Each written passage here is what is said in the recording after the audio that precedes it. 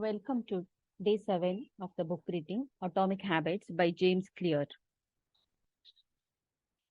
So, chapter 6 Motivation is overrated. Environment often matters more.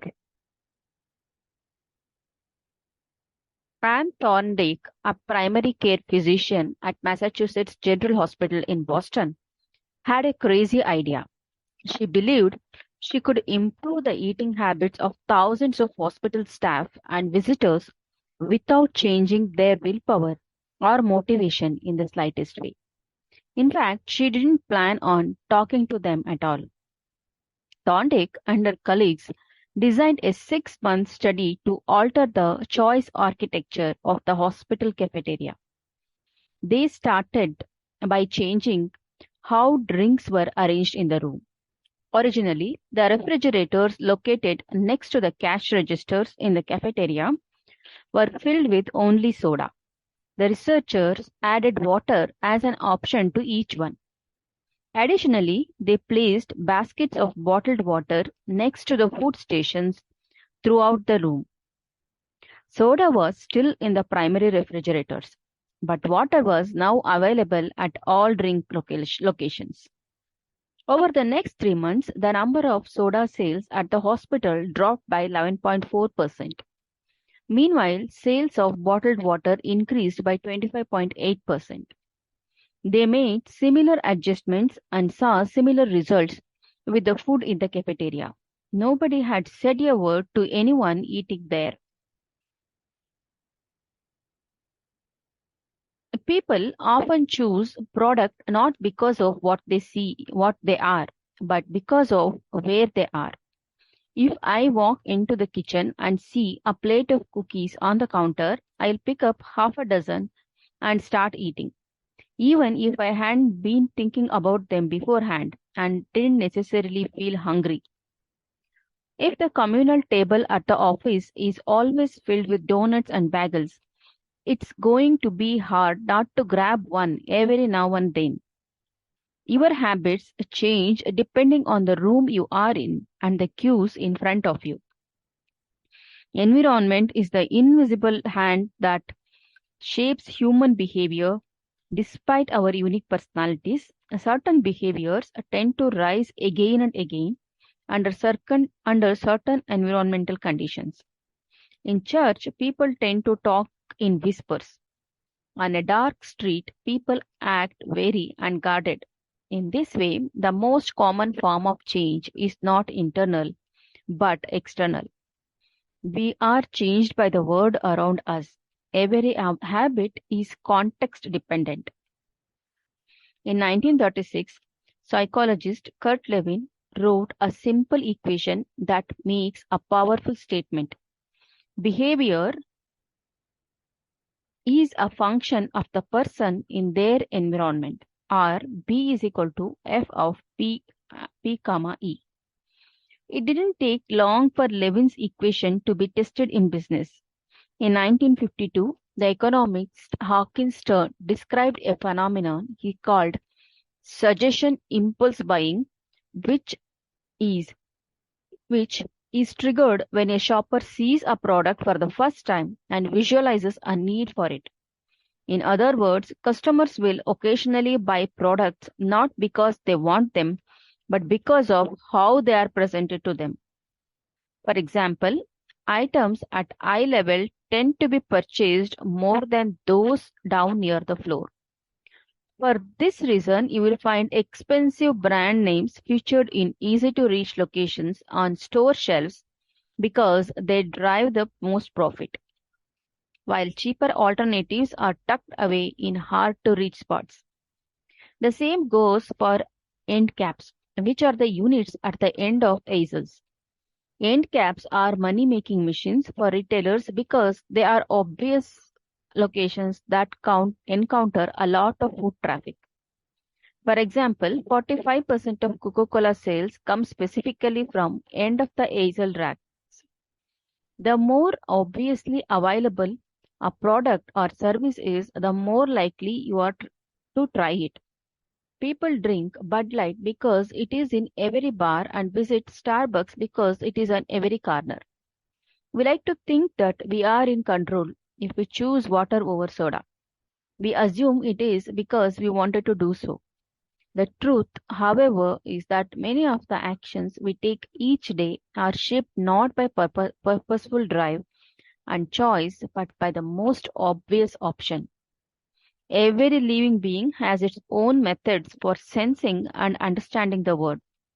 Eagles have remarkable long distance vision. Snakes can smell by tasting the air with their highly sensitive tongues. Shark can detect small amounts of electricity and vibrations in the water caused by nearby fish.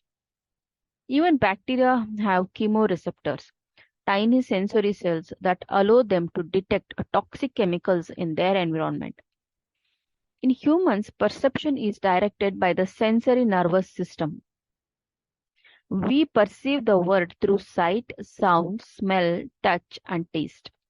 But we also have other ways of sensing stimuli. Some are conscious, but many are non conscious. For instance, you can notice when the temperature drops before a storm, or when the pain in your gut rises during a stomach ache, or when you fall off balance while walking on rocky ground. Receptors in your body pick up on a wide range of internal stimuli, such as the amount of salt in your blood or the need to drink when thirsty. The most powerful of all human sensory abilities, however, is vision. The human body has about 11 million sensory receptors.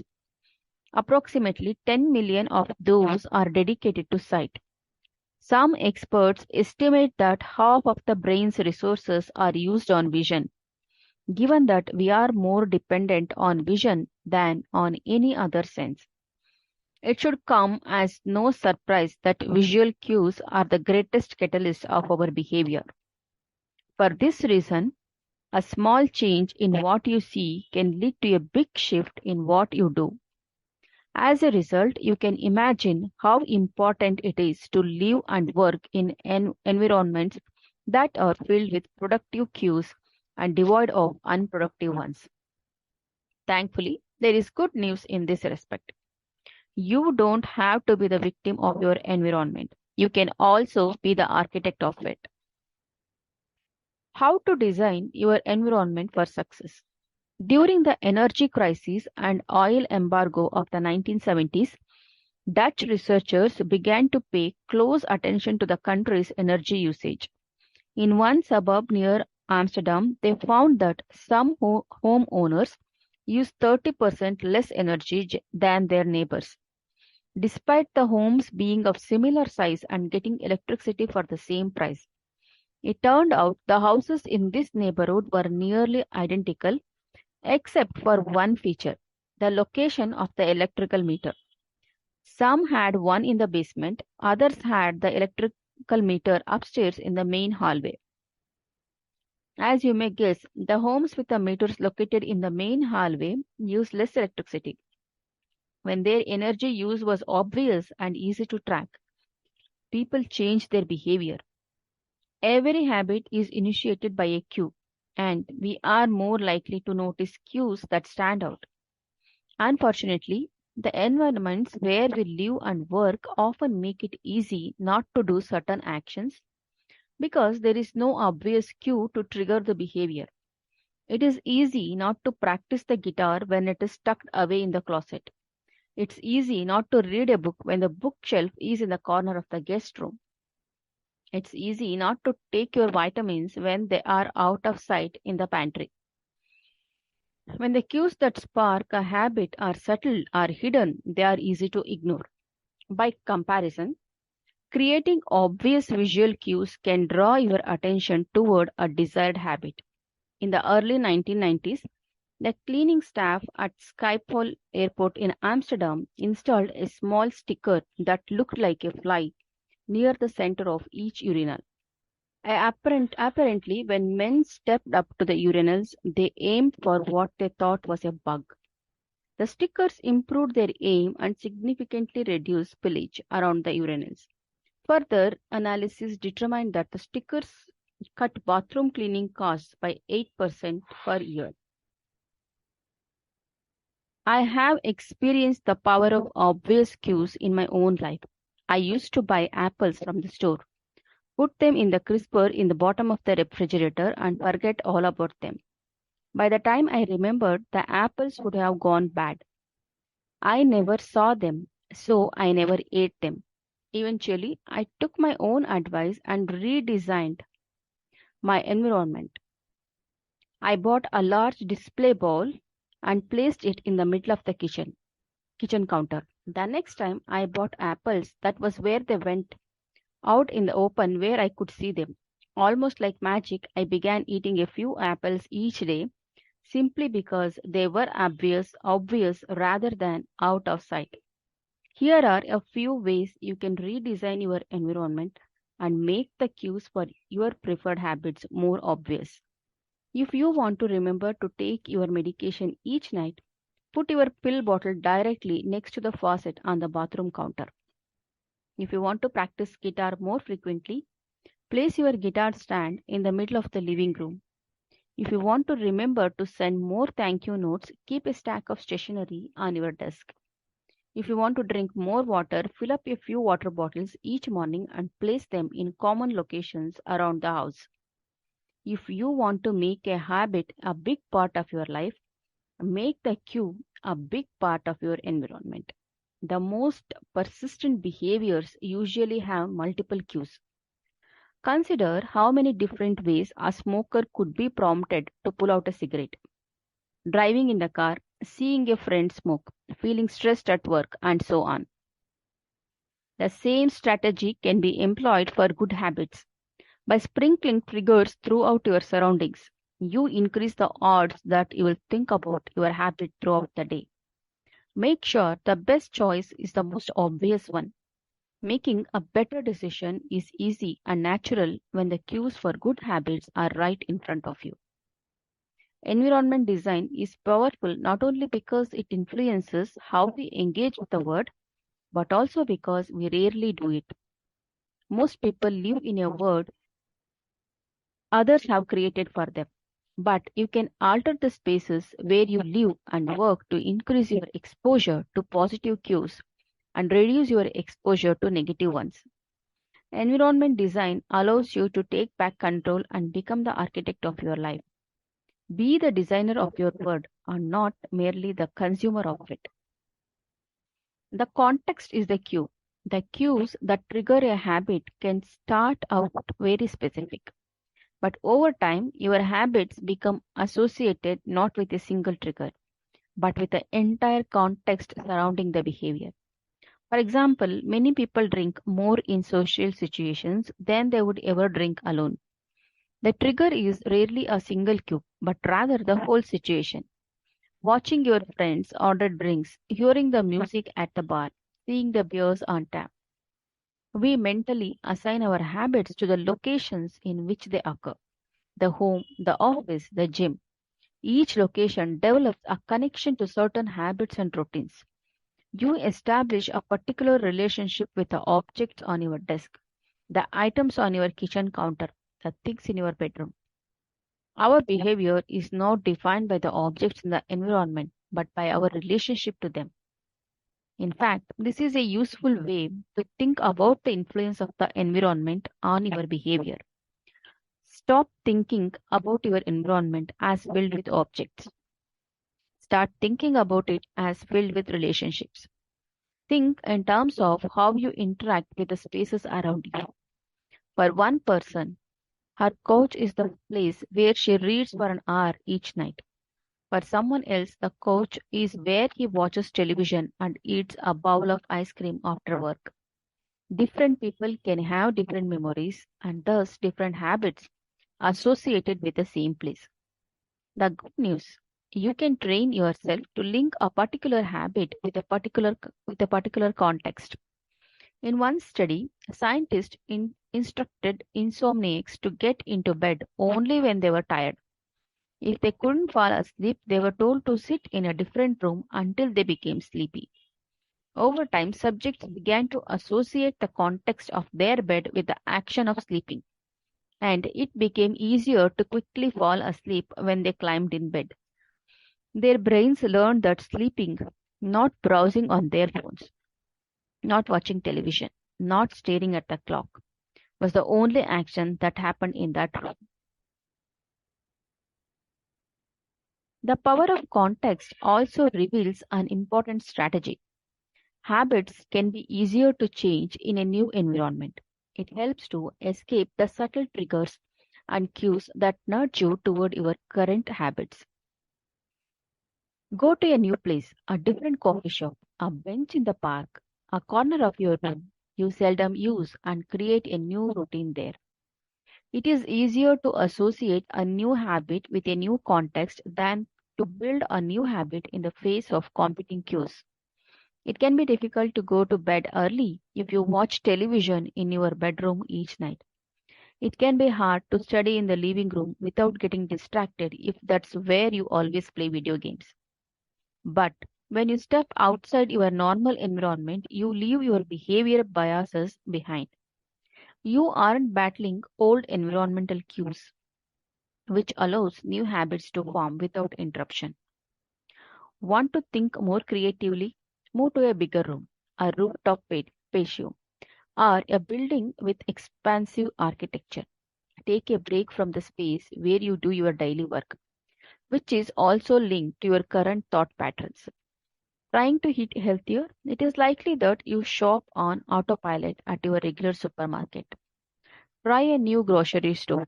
You may find it easier to avoid unhealthy food when your brain doesn't automatically know where it is located in the store. When you can't manage to get an entirely new environment, redefine or rearrange your current one.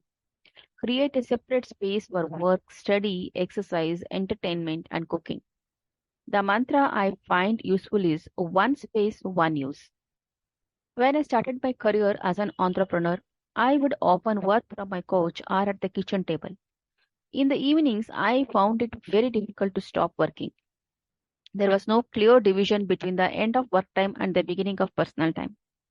Was the kitchen table my office or the space where I ate meals? Was the couch where I relaxed or where I sent emails? Everything happened in the same place. A few years later, I could finally afford to move to a home with a separate room for my office. Suddenly, work was something that happened in here, and personal life was something that happened out there. It was easier for me to turn off the professional side of my brain when there was a clear dividing line between work life and home life. Each room had one primary use. The kitchen was for cooking, the office was for working. Whenever possible, avoid mixing the context of one habit with another. When you start mixing context, you will start mixing habits, and the easier ones will usually win out. This is one reason why the versatility of modern technology is both a strength and a weakness. You can use your phone for all sorts of tasks, which makes it a powerful device. But when you can use your phone to do nearly anything, it becomes hard to associate it with one task. You want to be productive, but you are also conditioned to browse social media, check email, and play video games. Whenever you open your phone, it is a mishmash of cues. You may be thinking, you don't understand. I live in New York City. My apartment is the size of a smartphone. I need each room to play multiple roles. Fair enough. If your space is limited, divide your room into activity zones: a chair for reading, a desk for writing, a table for eating. You can do the same with your digital spaces. I know a writer who uses his computer only for writing, his tablet only for reading, and his phone only for social media and texting. Every habit should have a home. If you can manage to stick with this strategy, each context will become associated with a particular habit and mode of thought. Habits thrive under predictable circumstances like these. Focus comes automatically when you are sitting at your work desk. Relaxation is easier when you are in a space designed for that purpose. Sleep comes quickly when it is the only thing that happens in your bedroom. If you want behaviors that are stable and predictable, you need an environment that is stable and predictable. A stable environment where everything has a place and a purpose is an environment where habits can easily form. Chapter summary. Small changes in context can lead to large changes in behavior over time. Every habit is initiated by a cue. We are more likely to notice cues that stand out. Make the cues of good habits obvious in your environment. Gradually, your habits become associated not with a single trigger, but with the entire context surrounding the behavior. The context becomes the cue. It is easier to build new habits in a new environment because you are not fighting against old cues. End of chapter 6.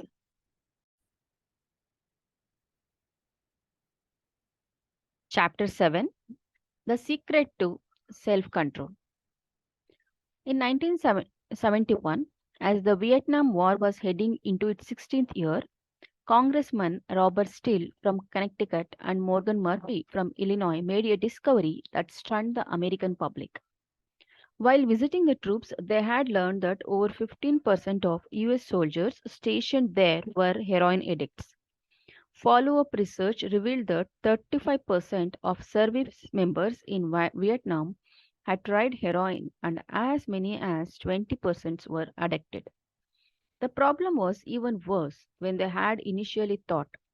The discovery led to a flurry of activity in Washington, including the creation of the Special Action Office of Drug Abuse Prevention under President Nixon to promote prevention and rehabilitation and to track addicted service members when they returned home. Lee Robbins was one of the researchers in charge. In a finding that completely upended the accepted beliefs about addiction, Robbins found that when soldiers who had been heroin users returned home, only 5% of them became re addicted within a year, and just 12% relapsed within 3 years. In other words, approximately 9 out of 10 soldiers who used heroin in Vietnam eliminated their addiction nearly overnight. This finding contradicted the prevailing view at the time, which considered heroin addiction to be a permanent and irreversible condition. Instead, Robbins revealed that addiction could spontaneously dissolve if there was a radical change in the environment. In Vietnam, soldiers spent all day surrounded by cues triggering heroin use. It was easy to access. They were engulfed by the constant stress of war. They built friendships with fellow soldiers who were also heroin users, and they were thousands of miles from home. Once a soldier returned to the United States, though he found himself in an environment devoid of those triggers, when the context changed, so did the habit. Compare this situation to that of a typical drug user. Someone becomes addicted at home or with friends, goes to a clinic, get clean, which is devoid of all the environmental stimuli that prompt their habit, then returns to their old neighborhood with all of their previous cues that caused them to get addicted in the first place. It's no wonder that usually you see numbers that are the exact opposite of those in the Vietnam study. Typically, 90% of heroin users become re addicted once they return home from rehab. The Vietnam studies can counter to many of our cultural beliefs about bad habits because it challenged the conventional association of unhealthy behavior as moral weakness. If you are overweight, a smoker, or an addict, you have been told your entire life that it is because you lack self control, maybe even that you are a bad person. The idea that a little bit of discipline would solve all our problems is deeply embedded in our culture. Recent research, however, shows something different. When scientists analyze people who appear to have tremendous self control, it turns out those individuals aren't all that different from those who are struggling. Instead, disciplined people are better at structuring their lives in a way that does not require heroic willpower and self control. In other words, they spend less time in tempting situations. The people with the best self control are typically the ones who need to use it the least. It's easier to practice self restraint when you don't have to use it very often. So, yes, perseverance, grit, and willpower are essential to success. But the way to improve these qualities is not by wishing you were a more disciplined person, but by creating a more disciplined environment. This counterintuitive idea makes even more sense once you understand what happens when a habit is formed in the brain. A habit that has been encoded in the mind is ready to be used whenever the relevant situation arises. When Patty Olwell, a therapist from Austin, Texas, started smoking, she would often light up while riding horses with a friend. Eventually, she quit smoking and avoided it for years.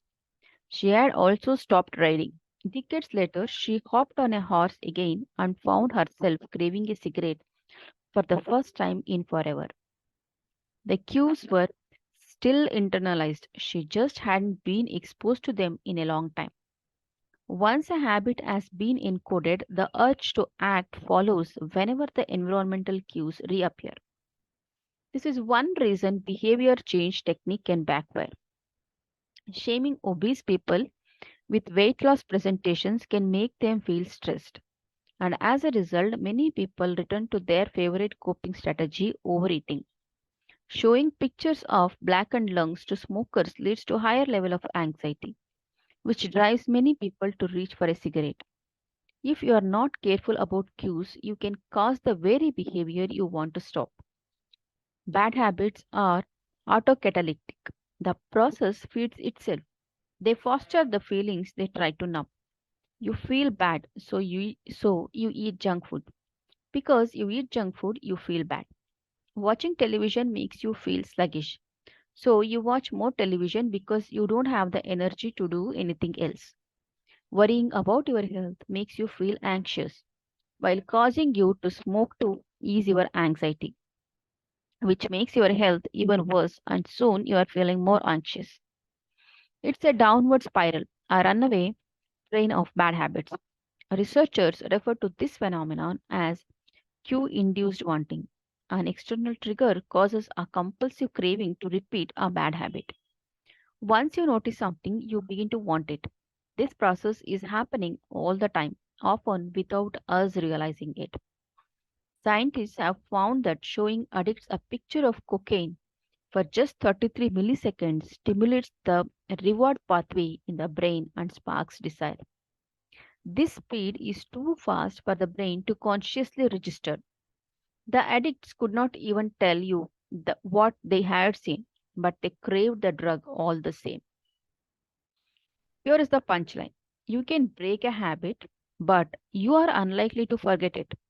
Once the mental grooves of of habit have been carved into your brain, they are nearly impossible to remove entirely, even if they go unused for quite a while. And that means that simply resisting temptation is an ineffective strategy.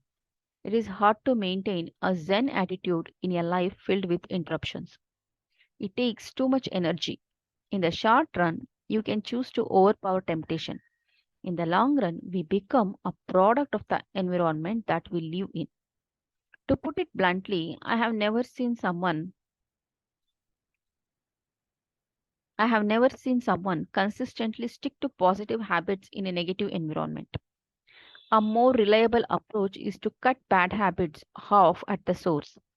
One of the most practical ways to eliminate a bad habit is to reduce exposure to the cue that causes it. If you can't seem to get any work done, leave your phone in another room for a few hours. If you are continually feeling like you are not enough, stop following social media accounts that trigger jealousy and envy. If you are wasting too much time watching television, move the TV out of the bedroom. If you are spending too much money on electronics, quit reading reviews of the latest tech gear. If you are playing too many video games, unplug the console and put it in a closet after each use. This practice is an inversion of the first law of behavior change. Rather than make it obvious, you can make it invisible. I am often surprised by how effective simple changes like these can be. Remove a single cue and the entire habit often fades away. Self control is a short term strategy, not a long term one. You may be able to resist temptation once or twice, but it is unlikely you can muster the willpower to override your desires every time. Instead of summoning a new dose of willpower whenever you want to do the right thing, your energy would be better spent optimizing your environment. This is the secret to self control. Make the cues of your good habits obvious and the cues of your bad habits invisible. Chapter summary. The inversion of the first law of behavior change is make it invisible. Once a habit is formed, it is unlikely to be forgotten. People with high self control tend to spend less time in tempting situations. It's easier to avoid temptation than resist it. One of the most practical ways to eliminate a bad habit is to reduce exposure to the cue that causes it. Self control is a short term strategy, not a long term one. How to create a good habit. Fill out the habit scorecard, write down your current habits to become aware of them. Use implementation intentions, I will, behavior at time in location. Use habit stacking after current habit, comma, I will, new habit. Design your environment. Make the cues of good habits obvious and visible. Second law, make it attractive. Third law, make it easy. And the fourth law, make it satisfying. How to break a bad habit? Inversion of the first law, make it invisible. Reduce the exposure. Remove the cues of your bad habits from your environment. Inversion of second law, make it unattractive. Inversion of the third law, make it difficult. Inversion of the fourth law, make it unsatisfying. This is end of chapter 7.